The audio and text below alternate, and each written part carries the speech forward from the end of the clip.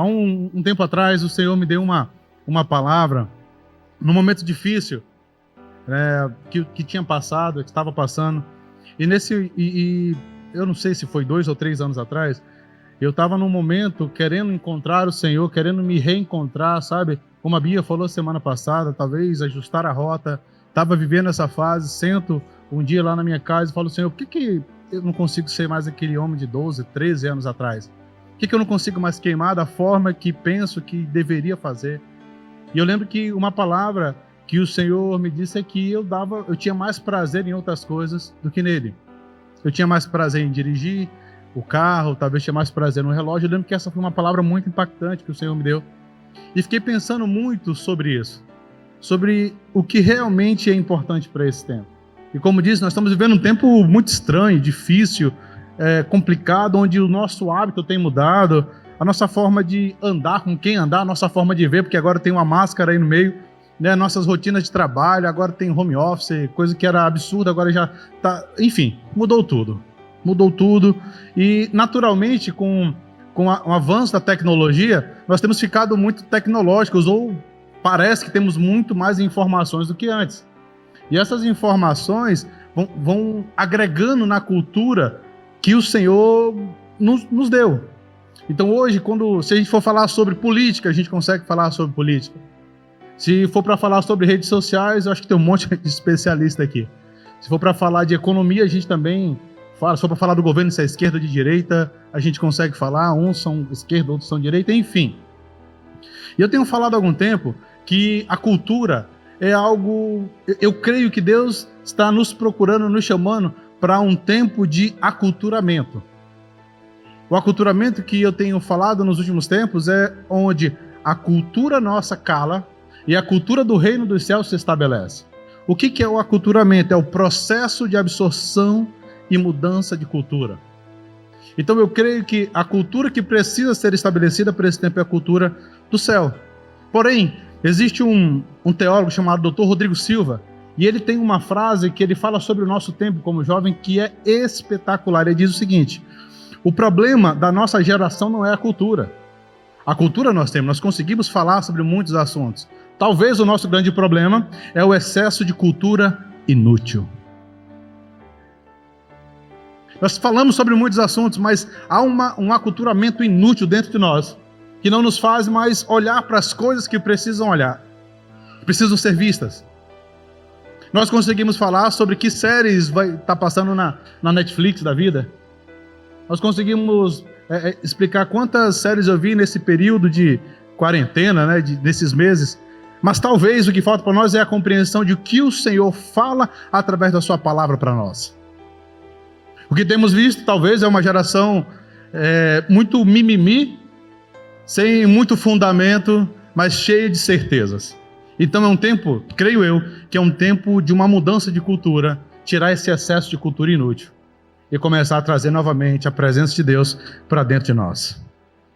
Você crê nisso? Crê ou não? Se não crê, não tem problema não. Eu creio que realmente nós precisamos passar por um tempo de renovação da mente.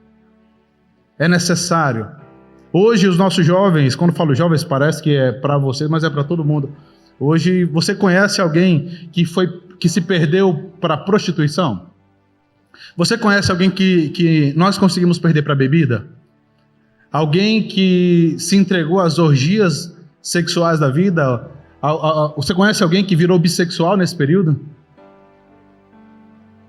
Temos muitas coisas que têm acontecido no nosso redor.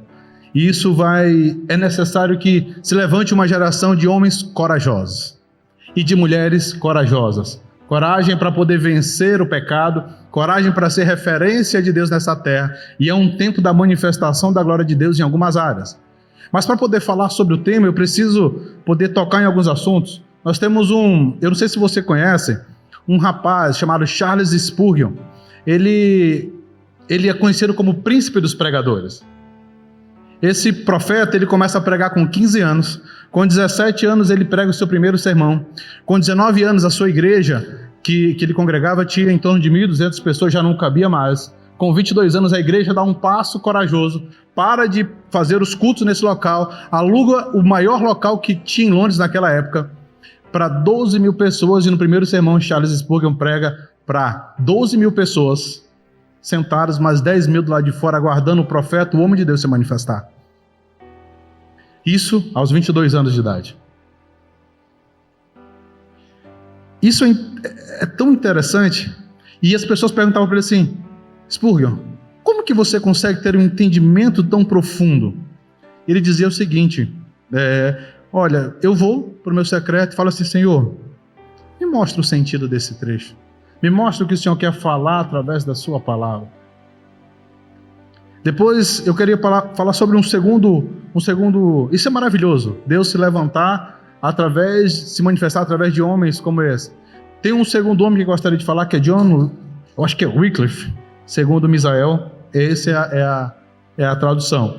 Ele nasceu em 1330 e ele é o homem por trás da primeira tradução da Bíblia para o inglês. Quem é esse cara? O que ele faz? Esse era um rapaz que ele deixa o seu lar aos 16 anos. E em pouco tempo ele começa a pregar, ele vira um teólogo, um bacharel em teologia, e descobre, através do Espírito Santo e das Escrituras, que tem alguma coisa errada. Isso em 1330. Tem alguma coisa errada, não está certo isso. A igreja que coordenava aquela época, ele não concordava com aquilo. E ele tem uma frase que diz o seguinte: a verdadeira autoridade emana da Bíblia, que contém o suficiente para governar o mundo. Isso em 1330. Esse homem, ele tinha uma convicção, ele percebeu que a única forma de defender a verdade era através da palavra de Deus. Ele dizia que os ingleses aprenderiam muito mais de Deus se a Bíblia saísse do latim e viesse para o inglês. Porque ele ainda disse o seguinte: Moisés escutou o Senhor no monte na sua própria língua. E ele defendeu isso com unhas e dentes. E 1300 e pouquinho, 82 eu acho, os seguidores desse homem acabam produzindo a primeira Bíblia em inglês e distribuindo, e a coragem que eles tinham ainda era de poder, além de produzir, visitar os vilarejos, falar sobre essa palavra, explicar sobre ela, e isso vai crescendo de uma forma exponencial. Porém, a igreja que coordenava aquela época não conseguiu uma forma de prendê-lo. Então, 43 anos depois da sua morte, essa igreja define que esse cara era um herege e que ele não poderia nem ser enterrado junto com uma pessoa normal. Ele foi retirado, tirado da sua sepultura e foi queimado até os seus ossos virarem cinzas. Depois daí nós encontramos um outro homem chamado John Huss. John Huss ele é um homem que decidiu sair da sua casa, pregar o evangelho, decidiu ser um sacerdote erudito católico, viver uma vida diferente, se destacava como um pregador. E quando ele estava em Praga, ele tem o acesso a essa palavra de Wycliffe. E ele emana dentro dele o desejo da reforma, de mudar, de sair da onde está. E John Huss, ele naturalmente começa a ser proibido de pregar. E ele fica assim, atordoado. Sorte que o imperador da época se afeiçoou por ele, leva ele, guarda ele, esconde ele. Alguns anos depois, ele é proibido de pregar. E, para surpresa de todos, ele não para. Ele foi preso, condenado, por ser um herege também, e morreu queimado em praça pública. Sabe por que eu fiz questão de contar essas histórias?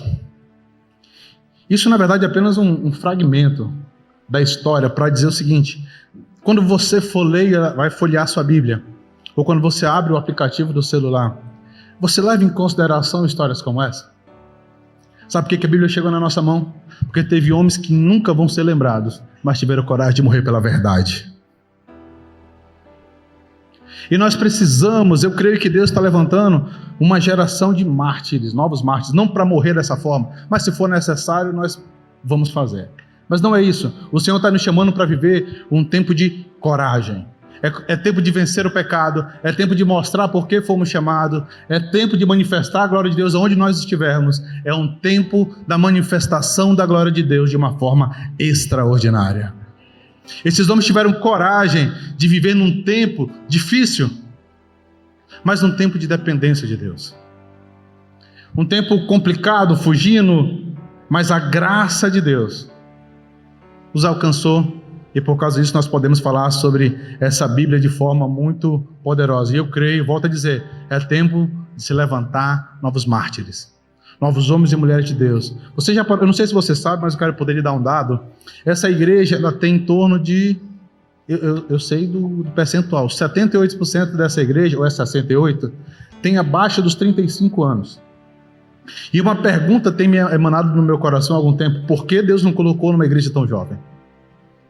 Qual que é o propósito de sermos uma igreja abaixo de 35 anos? Uma das coisas que eu acredito é que nós temos vigor, força. E a minha pergunta talvez é: aonde a gente está gastando essa força? Porque de verdade a gente era para estar avançando, ter talvez impactado pelo menos esse bairro que a gente vive. Pelo menos. Então é necessário coragem para viver um tempo poderoso. E o que estamos vivendo, talvez ouvindo, enxergando hoje na internet, nas redes sociais, enfim, que o evangelho que é pregado talvez não seja o evangelho de verdade. Ou melhor, nem todo mundo fala o que precisa ser dito. Leonardo Ravenhill disse que se Jesus pregasse a mesma mensagem que alguns ministros pregam hoje, ele nunca teria sido crucificado. Porque não é politicamente correto falar alguns assuntos. Daqui a pouco a gente vai poder mais falar sobre inferno, sobre pecado. É provável que a gente comece a ser censurado de formas simples. Hoje a gente é censurado com a máscara.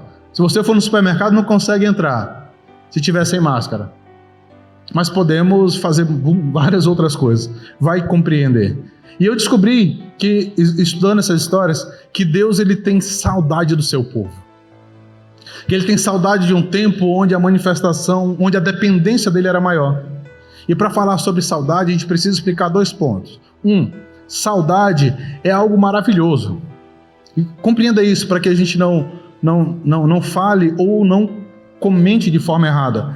Mas saudade é maravilhoso.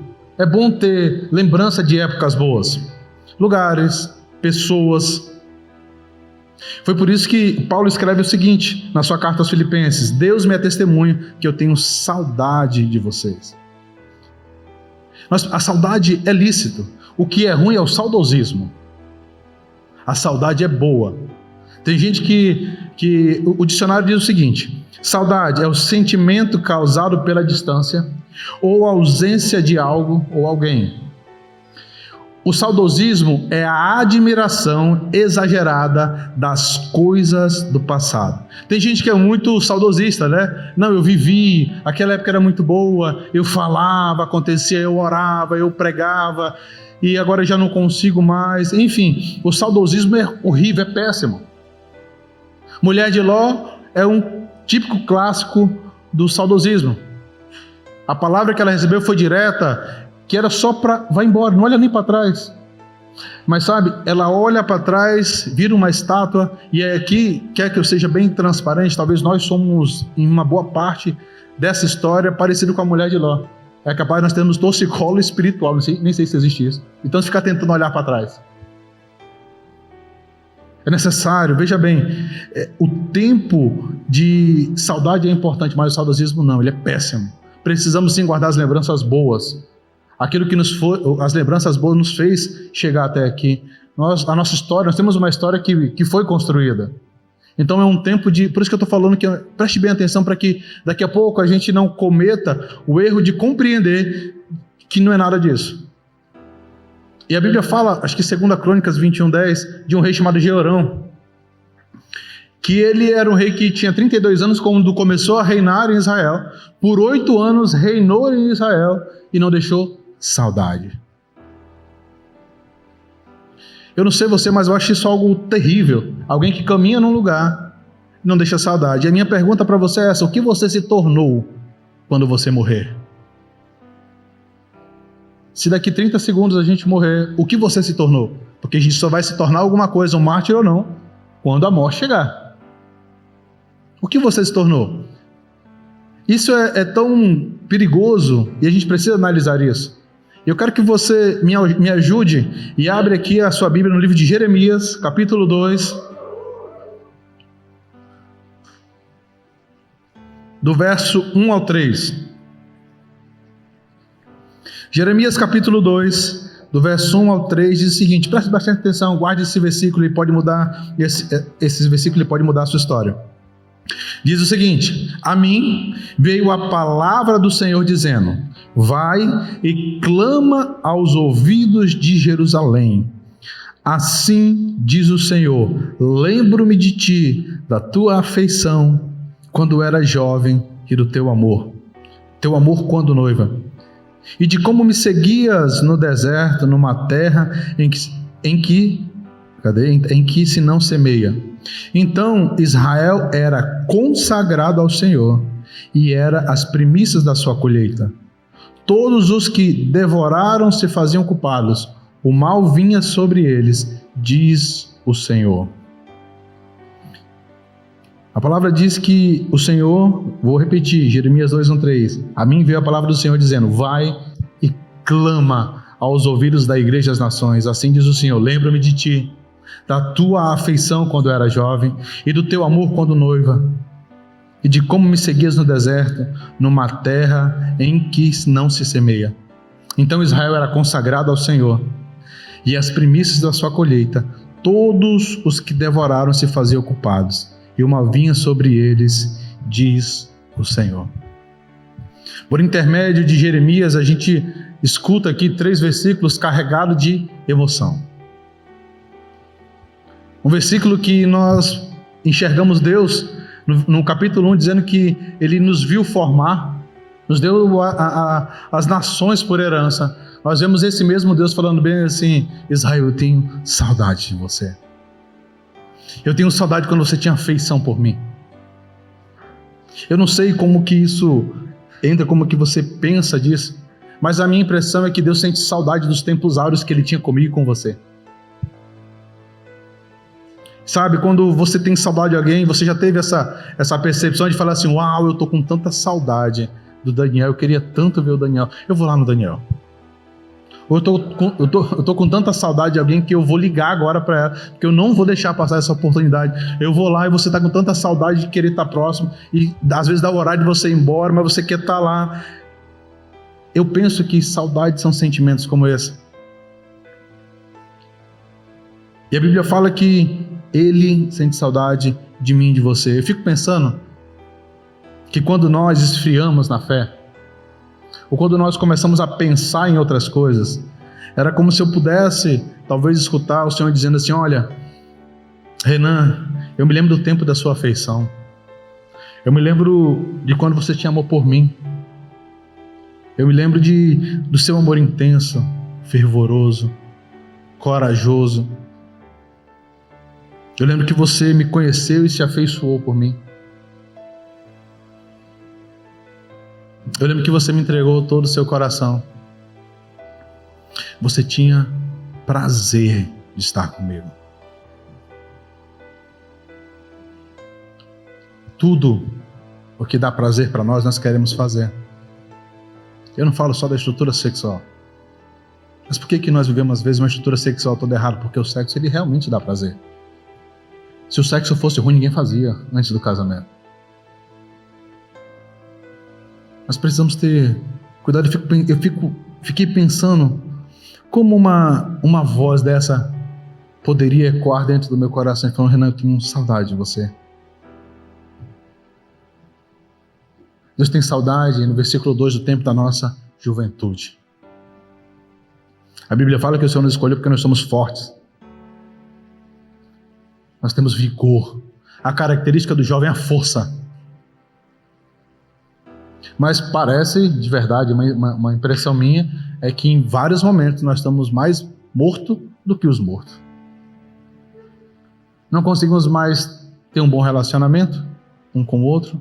Não conseguimos olhar para o Senhor e enxergar a dependência real dEle. Nos vendemos por algumas coisas que não agradam ao Senhor. Se aparecesse nesse telão a sua história da última semana,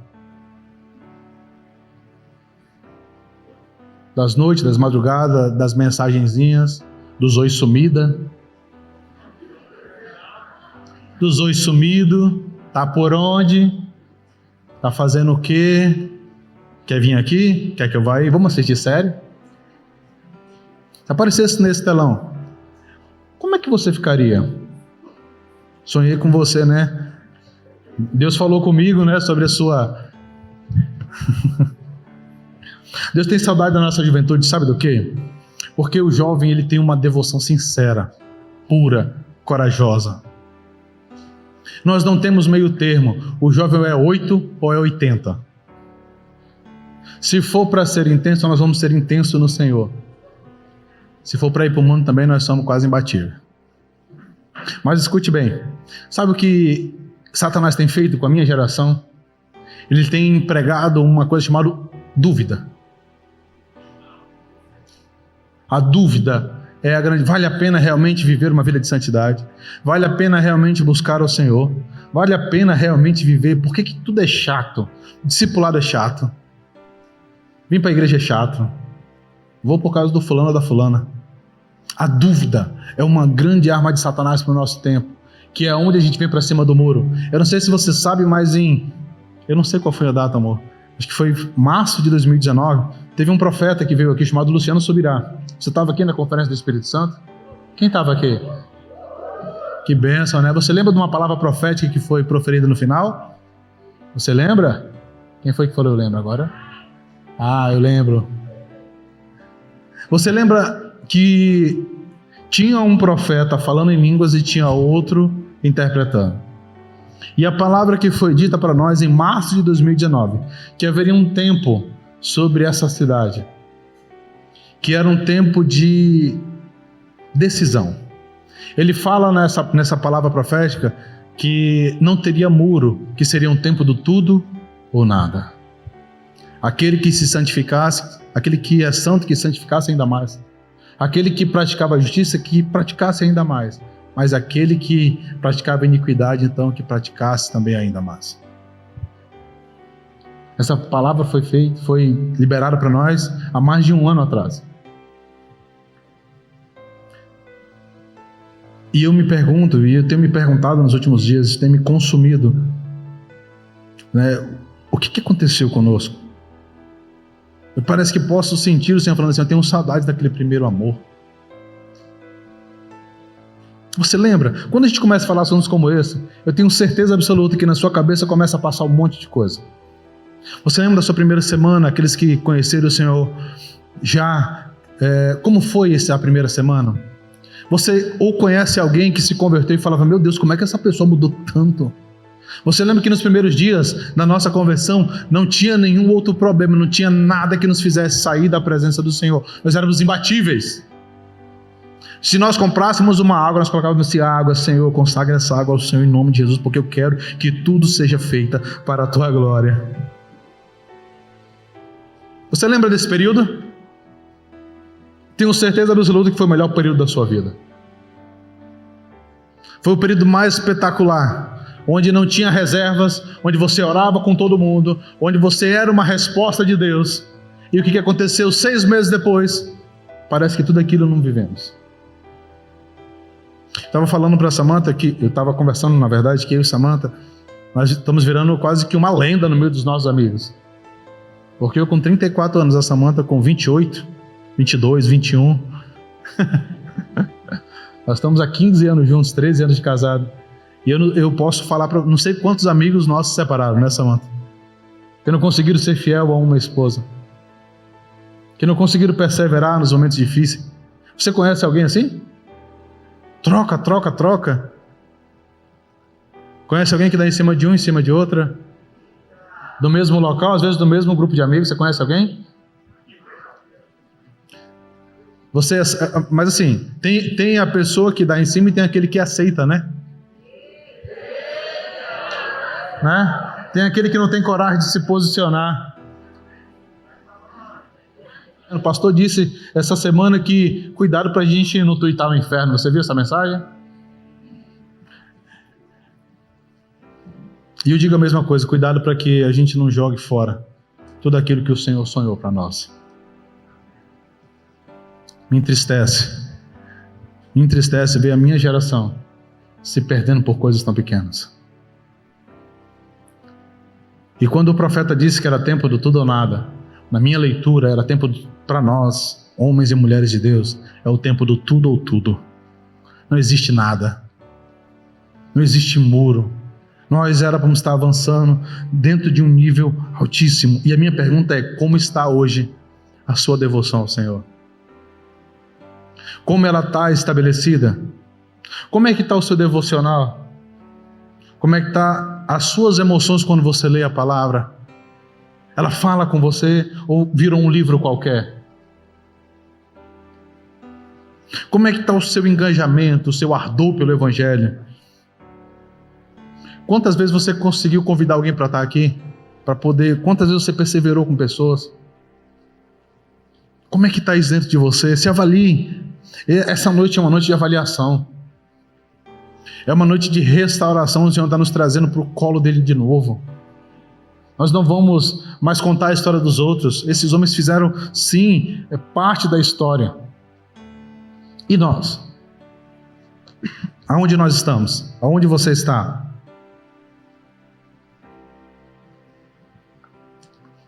Não estou falando só em vir no culto.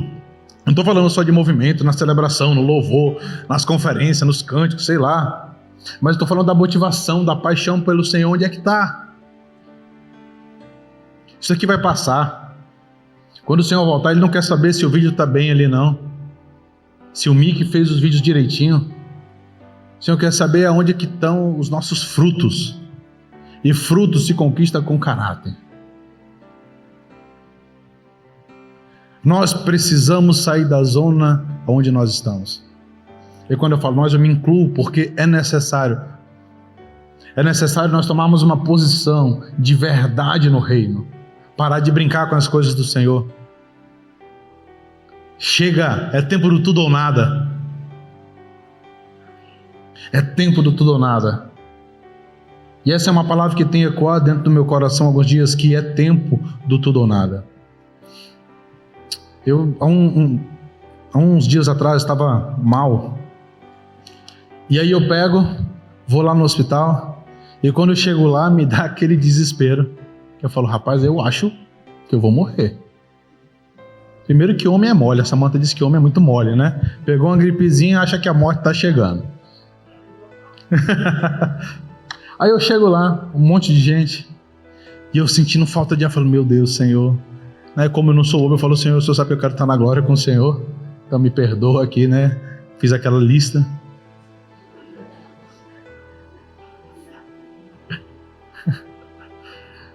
Mas sabe qual foi a resposta que eu tive do Senhor? Foi essa daqui: Renan, se você morrer agora, você cumpriu o que eu te chamei para cumprir? Para fazer? Você fez o que eu sonhei para você? E a resposta é imediata: não, Senhor, não fiz. Me dá mais uma chance, Senhor. Porque o pior não é viver nessa terra. O pior é viver nessa terra e não cumprir aquilo que o Senhor nos chamou para fazer. É péssimo, é horrível. Você conhece pessoas sem propósito? Você conhece alguém que fala bem assim: eu não sei porque nem eu nasci. Eu não sei que dons que eu tenho, não sei porque que o Senhor me chamou. Você conhece alguém assim? Com certeza absoluta você deve conhecer. Mas sabe, Deus está nos chamando para um tempo de coração para coração. Sabe, o Senhor está nos chamando para falar assim: Senhor, eu posso pecar, mas é melhor a Tua presença. É melhor o Senhor, o que eu vi do Senhor é melhor. Há uns anos atrás, nessa cidade, teve um apóstolo chamado Apóstolo Coraiola. Eu não lembro onde ele estava. Mas ele contou uma história que mexe muito comigo. Ele conta que ele estava na sua casa, vivendo um tempo, pastoreando a sua igreja. Ele era do Tocantins, nem sei se ele está lá ainda. Enquanto ele estava lá, ele escuta o Senhor falando com ele assim: Coraiola, hoje eu quero você lá na igreja. Hoje eu quero você lá, não ninguém. Manda todo mundo embora, não tem programação nenhuma. Eu e você. O apóstolo conversa com todo mundo e fala assim: hoje, fala com a sua esposa, fala assim: amor, hoje eu vou ter um tempo com o Senhor. E eu tenho uma lista de coisas para apresentar para o Senhor. E eu tenho certeza absoluta que essa é aquelas noites que o Senhor nos responde tudo. Coraiola, vá para a sua igreja. Fecha as portas. Coloca um som e começa aquela primeira meia hora, que quando a gente quer orar, são os primeiros minutos. Bate um desespero, a gente ora, clama, grita, salta, pula. E ele não consegue escutar nada, sentir nada. Ele fala, rapaz, tem alguma coisa aqui, Satanás sai, né? Você não vai atrapalhar minha adoração. E ele volta e continua, passa algum tempo, 1 hora, 2 horas, cansa. Ele fala, rapaz, será que eu escutei Deus mesmo? E ele fica por ali, já não estava mais ajoelhado, deitado. Fala, Senhor, está aqui a listinha, né? Ele começa a deitar, vai deitando no seu colchão que ele leva, e ele pega no sono. E quando ele acorda pela manhã, diz que dorme igual uma pedra. Quando ele acorda pela manhã, ele fica desesperado, chateado, sabe aquela chateação? Ele fala, Deus, por que você não me responde? Tipo assim, qual que é a tua, Deus? O que eu estou fazendo aqui? E ele acorda, vai para casa, a esposa pergunta, e aí, como é que foi esse momento lá com o Senhor? E aí ele escuta, ele fala assim, não aconteceu nada não. Fui para lá, não foi legal, depois a gente conversa. E dentro dele começa a se gerar uma dor, aquela dor de parece que o pai me enganou. E ele fica semanas assim, semanas caminhando dessa maneira. Agora, é claro, ele tinha uma posição, então ele precisava cumprir os cultos, ele precisava pregar, ele precisava continuar ensinando. Passam algumas semanas, ele escuta aquela mesma voz, ele andando no supermercado, ele escuta uma voz que falava bem assim, Coraiola, tudo bem? Ou como você está? E ele escuta aquela voz, bate aquele desespero. E aí a pergunta, ele fala assim, eu estou bem, por que o senhor fez isso comigo? O senhor sabe que eu estou chateado, eu não consigo lhe enganar. E aí Deus dá uma palavra para ele que mudou o destino daquele homem. O Senhor diz assim para ele, Coraiola, eu não queria uma outra coisa. A única coisa que eu queria era dormir com você. Eu só queria isso. Você quer respostas? Eu quero relacionamento. Deixa eu te falar uma coisa. Mais uma das minhas histórias. E eu conversando com o Senhor, eu falo, Senhor, por que tem esses porquês, né? Mania de ser questionador. Ô Senhor, me ajuda. Eu falo, Senhor, mas por que tudo isso? Por que eu não consigo? E aquela lista de coisas. Eu não estou dizendo que isso é errado, você tem que realmente buscar o Senhor. Mas teve um momento que o Senhor falou bem assim, Renan, eu não sou um guru que vai te responder a coisa, eu sou um pai que quer o relacionamento. Guru tem bastante. Pai quer relacionamento. E o Senhor está nos chamando essa noite para um tempo de relacionamento. Nós contamos a história, passeamos aqui rapidamente. Porque eu quero dizer o seguinte, Deus tem saudade do tempo que você era consagrado a Ele. Deus tem saudade de um tempo que ainda pode voltar. E nesse meu desespero, nesses dias que estava passando mal, eu falei, Senhor, cadê o Senhor? Meu Deus, e agora, Jesus? Porque a gente começa a questionar algumas coisas assim. E aí o Senhor me deu uma palavra. No começo do ano, a Samantha foi uma profeta para a minha vida nesse ano e disse o seguinte, é tempo de sair do saudosismo. O que passou, Renan, passou. É tempo de viver um novo de novo. Nosso novo normal vai ser mais profundo na presença do Senhor. E aí eu fiquei pensando sobre isso. Caramba, é tempo de sair do saudosismo. É tempo de sair do saudosismo, é tempo de sair do saudosismo. E eu fui buscar o Senhor com aquela batalha. Senhor, eu preciso voltar. Eu preciso voltar. Eu preciso voltar. E aí eu começo a buscar o Senhor meio devagar, meio voltando, meio um dia sim, 3 não. Eu falo, mas eu vou voltar, Senhor, eu quero o Senhor.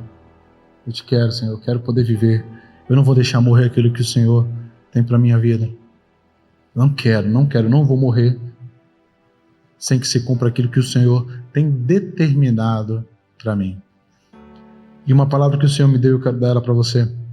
Ele disse o seguinte, Renan, eu tenho saudade dos tempos, das madrugadas que a gente passava junto.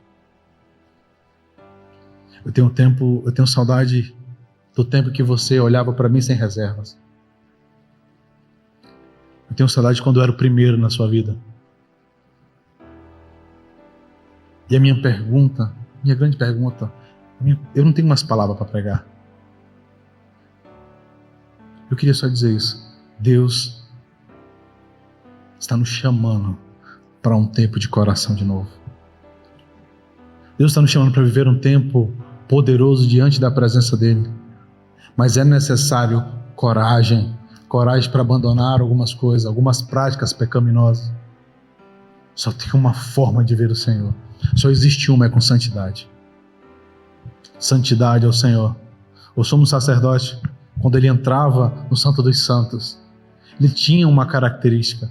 Ele estudava 45 anos da sua vida para entrar no máximo 5 vezes na presença do Senhor.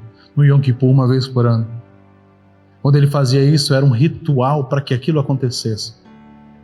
Ele entrava com o sacrifício, colocava diante do Senhor, aspergia, o sangue, dava 7 passos para trás, esperava a manifestação do Senhor, andava com as 12 pedras, representando as 12 tribos de Israel.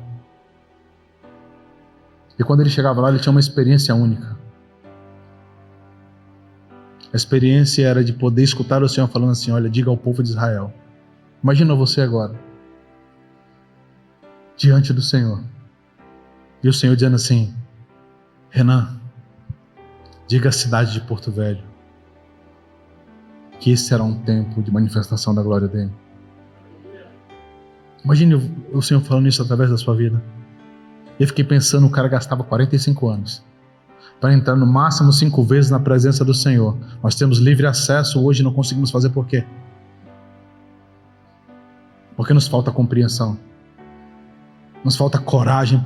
Nós conhecemos muito bem, volto a dizer, o pecado, mas nos falta conhecer a presença do Senhor. Chega!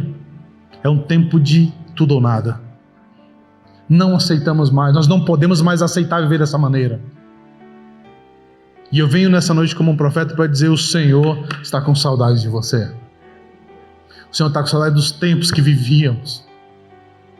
O Senhor está com saudade do tempo que nós dedicávamos tempo para Ele. Do tempo que a manifestação da glória dEle não era o que nós mais queríamos, nós queríamos o coração do Pai. O Senhor está nos chamando para viver um tempo de verdade. Escute, igreja das nações. Ou nós nos levantamos, ou vai se levantar uma outra geração.